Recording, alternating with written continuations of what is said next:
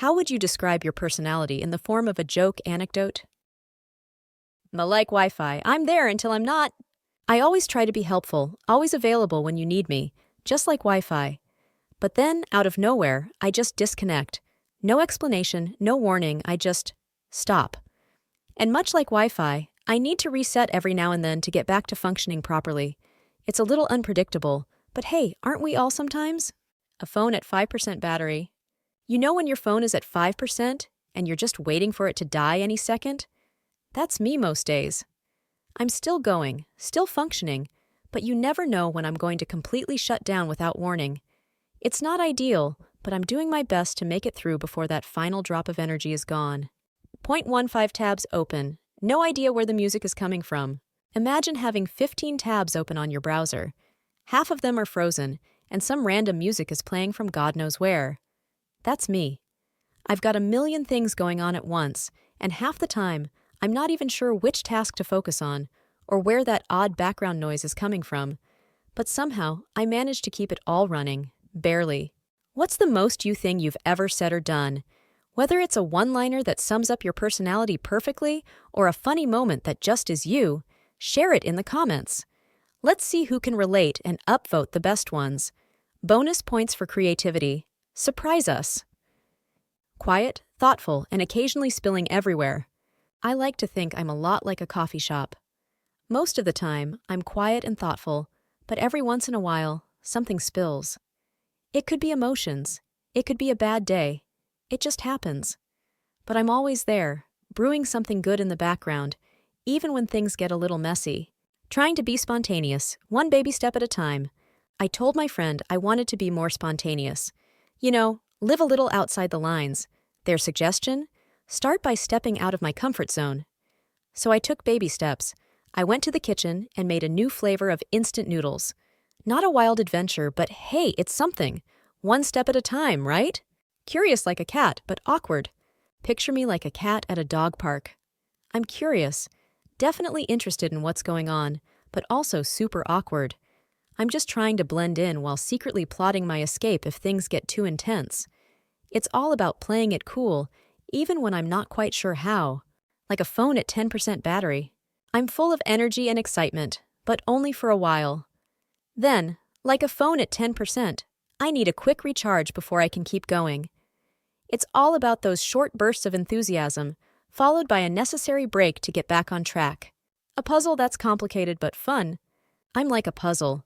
Complicated, with lots of pieces to figure out. But people seem to enjoy putting me together. There's always something new to discover, and while it might take time to get the whole picture, I like to think I'm worth the effort. Functioning at 1% battery. I'm basically a phone with 1% battery left. I'm still working, still getting things done, but honestly, you never know how long I'm going to last before I completely shut down. It's a race against time, and I'm just hoping to make it through without crashing. Like a cat, curious and always napping. I'm a lot like a cat, curious, independent, and always ready for a nap in between moments of activity. I'll explore the world around me, but don't be surprised if you catch me curled up, recharging for the next adventure. The Weave Master. You know, I do the weave. I'll start talking about like 9 different things, and somehow, they all come back together in this brilliant way. My friends who are English professors, they tell me it's the most brilliant thing I've ever seen. It's like connecting a million dots, and somehow it just works. I guess you could say my personality is one big, beautiful, chaotic weave. Like a cat craving attention, then disappearing. I'm like a cat. Sometimes I'll want all the attention, following you around, demanding to be noticed. And then other times, I'll disappear for hours, avoiding any and all human contact. It's a fine balance between craving affection and desperately needing my alone time. You never really know which one you're going to get. Dark, dry, and always visual gags. My humor? Well, it's dark. It's really dark. It's dry, and half the time, it's visual gags. Think airplane. That kind of humor is my bread and butter. I'm 34, and I still laugh at dead baby jokes. Yep, it's that kind of humor. Sometimes it's hard to explain, but once people get it, they're in for life. Wi-Fi, strong, but sometimes unreliable. I'm like a Wi-Fi signal. Some days, I'm strong, reliable, and right there when you need me. Other days, I'm not. I'll cut out at random moments, and you'll be left wondering when I'll reconnect. It's not that I don't want to be there. Sometimes I just can't help the occasional disconnection. An elevator, always taking you somewhere, eventually. I'm like an elevator. You never really know which floor I'm on or when I'll show up, but eventually I'll get you where you need to go. I'm not always on time, and sometimes I stop at the wrong floor, but in the end, you'll reach your destination with me. You just need a little patience. I look good on paper. On paper, I've got it all together. Everything looks neat, organized, impressive even. But we all know that looking good on paper and functioning smoothly in reality aren't always the same thing. I'm great in theory, but sometimes life is a little messier than the resume suggests. A cat at a party. At parties, I'm like a cat. I'll sit in the corner, observing, not really engaging much, but once I warm up, get ready for me to start knocking things off the table for attention. I'll go from quietly blending in to making sure I'm the one you notice, when I'm ready. My dick takes me to strange places. I always joke that my dick takes me places I wouldn't even go with a gun. It's gotten me into some situations I never thought I'd find myself in. But hey, I guess that's part of the adventure, right? Not always proud of it, but it's undeniably true. Eeyore's smirking revenge. If I had to describe myself, I'm basically Eeyore's smirking revenge. A little bit gloomy, a little bit sarcastic, but always with a smirk that says I'm quietly laughing at the absurdity of it all. The world can be a dark place, but you've got to find the humor in it somewhere. Peter from *Office Space*. Apparently, I'm the real-life Peter from *Office Space*. The less I care about work and what people think, the more promotions I get. It's gotten to the point where I'm now a team leader, and honestly, I just let my team do their thing. We go out partying together, and somehow it works. I'm still not sure how I got here, but I'm not complaining. Locking doors, then doubting it. My personality is like locking all the doors, lying down in bed, and then second-guessing myself. Did I really lock them? Probably. But I'll still spend the next 10 minutes debating whether to get up and check. It's the perfect mix of overthinking and indecision. A genie of random Wikipedia facts and bad puns. I'm like a genie with infinite wishes, but instead of granting your wildest dreams, I give you random Wikipedia summaries and bad puns. It might not be what you hoped for, but somehow, people still keep coming back to rub the lamp. Maybe it's because I'm weirdly entertaining. The BMW with no clear direction. I'm like a BMW on the road. You have no idea which direction I'm going next. Sometimes I don't even know myself. And no, it's not about driving smoothly. It's more like leaving everyone guessing because turn signals are optional, right? Personality like a sitcom. My personality is like a long-running sitcom. The longer it goes on, the stranger it gets. Each season just adds more bizarre plot lines, but somehow it keeps people entertained. You never really know what's going to happen next, but you'll want to stick around to find out. Googled how to procrastinate. One day, I decided to Google how to procrastinate as a joke. 3 hours later, I was still reading articles about it. So yeah, I'd say it was a productive day, just not in the way I intended. If nothing else, I'm an expert in procrastination techniques now. The engineer and the talking frog. There once was an engineer who liked to eat his lunch by the corporate fountain. It wasn't anything special, but he enjoyed the way the sun reflected off the water. One day, a frog jumped out of the fountain and landed next to him. The frog said, "Behold, I am no mere frog, but a princess under a curse. Kiss me and return me to my true form." The engineer smiled, picked up the frog, and placed it in his shirt pocket. The frog, confused, tried again, offering riches and a royal title in exchange for a kiss. But the engineer just patted the frog on the head and said, "Look, I'm an engineer. I don't have time for a girlfriend, but a talking frog? Now that's something cool." Sometimes, simplicity is all we need. Knock knock, no soliciting? I've always loved this joke. Knock knock. There's a no soliciting sign clearly posted on the door, and don't tell me you think it means no sales. Now take your clipboard and get off my property. I need you to sign for a package. Ah, excellent, thank you. It's the perfect mix of grumpy realism and the unexpected. You think you're getting rid of someone, and they're just trying to do their job. There's something so satisfying about those little moments of life reminding you to slow down. Hello to animals. Avoid people. When I see an animal, my first instinct is always to say, "Hello?" I'll greet a dog on the street or a cat lounging in the sun without a second thought. But when it comes to people, eye contact is off limits, and I hope the interaction just disappears. There's a strange comfort in connecting with animals, and yet I'll avoid human contact at all costs. It's just how I'm wired. A box of treasure. I'm a box of treasure. There's a lot to discover inside, but only if you have the right key. I might not open up easily to everyone, but those who take the time to find that key will realize there's more to me than what meets the eye. Like a period. I'm like a period, often late, but you're usually glad to see me when I do show up. It's that combination of unpredictability and reliability that keeps things interesting. You might not expect me to arrive, but when I do, it's always at just the right moment. Masking contempt and escaping to fantasy. My job? Oh, it's simple. Basically, I spend my time masking my contempt for the people in charge. At least once a day, I retreat to the men's room to fantasize about a life that doesn't resemble hell. American Beauty had it right. Sometimes you've got to survive by holding on to those little escapes. The chameleon of decision-making. I'm like a chameleon, constantly changing decisions. I'll settle on one thing, then the next minute, I'm already shifting to something else. It's not that I'm indecisive. I just like to keep my options open, adapting to whatever life throws at me. Saying the wrong thing at the right time? If there's a perfect time to say the wrong thing, I'll be the one to do it.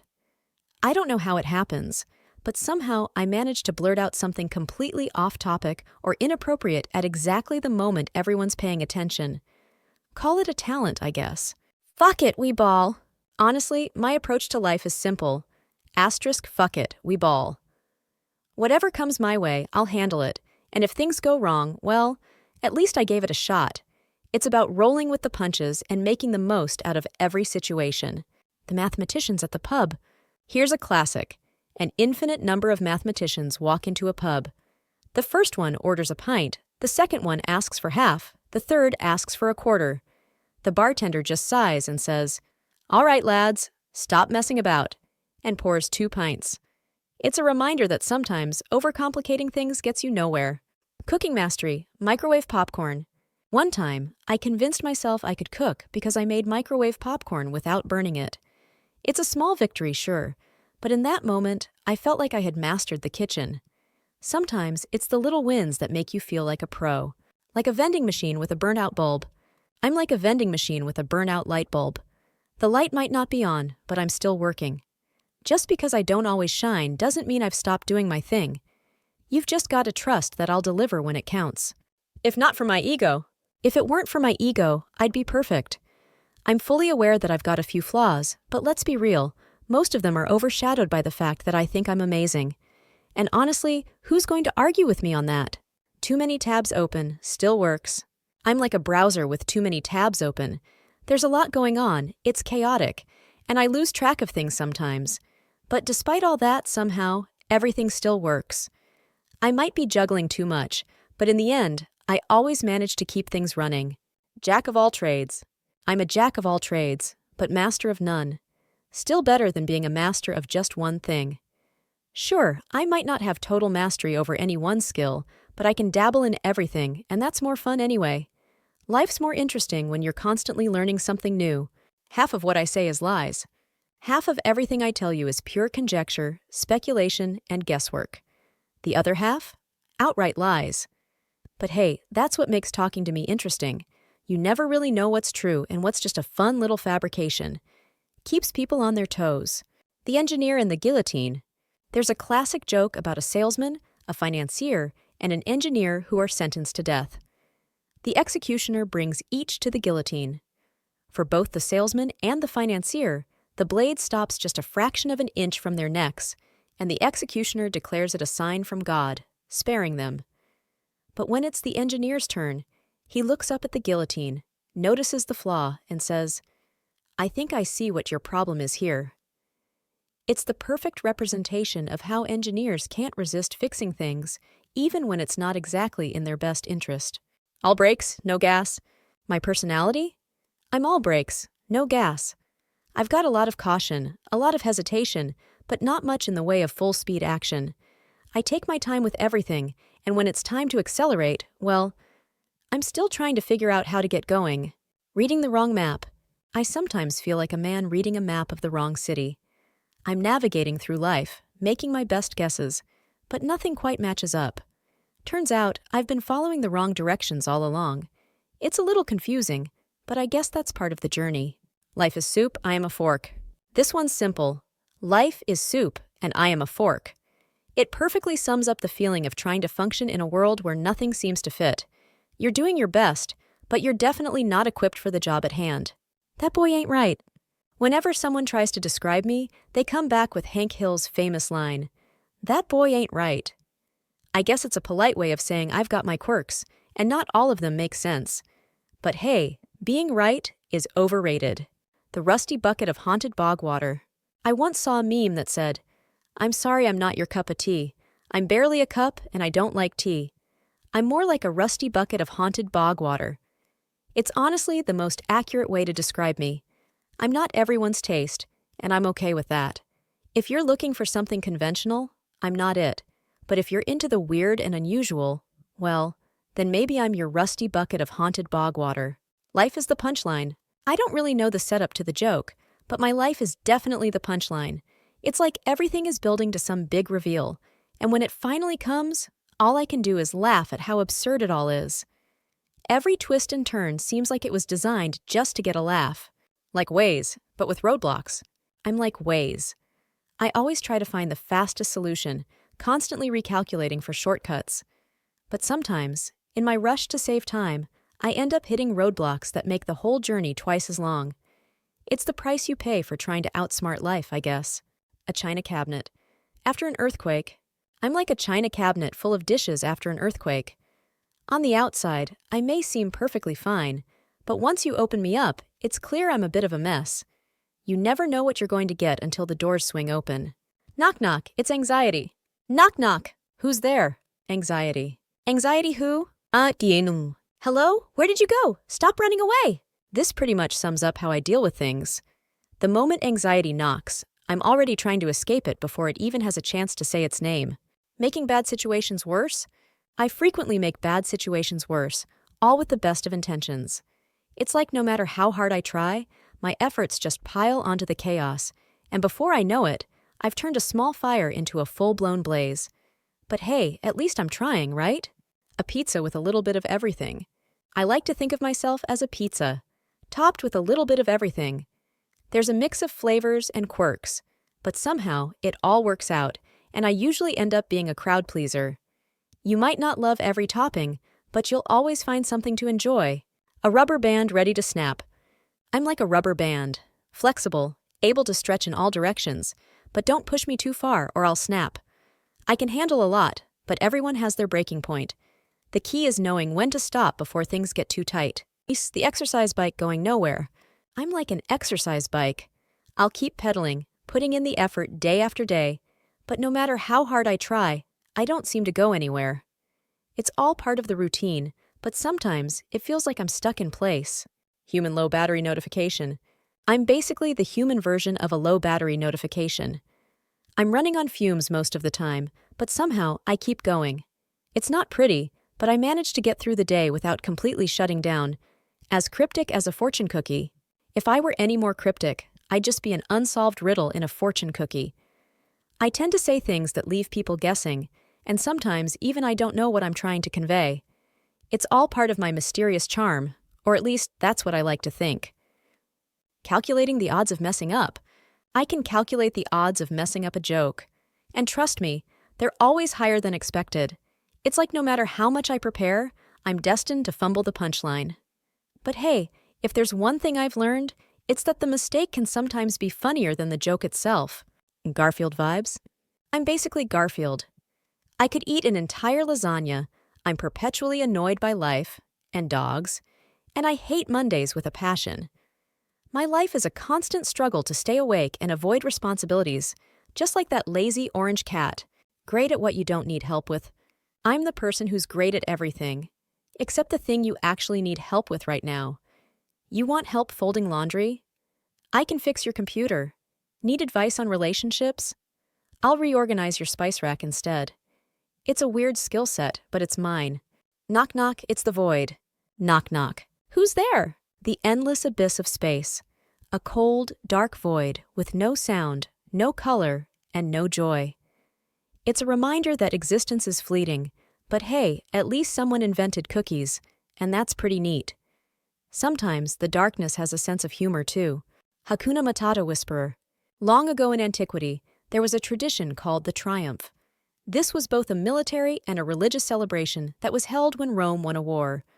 All the victorious armies and their generals would march through the streets of Rome, displaying their might and plunder to the masses. This is where we get the Arc de Triomphe in Paris, because Napoleon wanted to celebrate his victory at the Battle of Austerlitz and show he was similar to the great generals of old like Caesar. Well, an interesting thing during these triumphs is that in the same chariot as the main general, there would be a slave. This slave's job was to whisper into the general's ear, saying, "You are a man, only a man. You are not a god. Do not pay too close attention to the cheers of the mob. Do not let it get to your head. Do not become arrogant. You are only a man." My wife and I joke that my job is to stand in her chariot and whisper, "Hakuna Matata, Hakuna Matata,"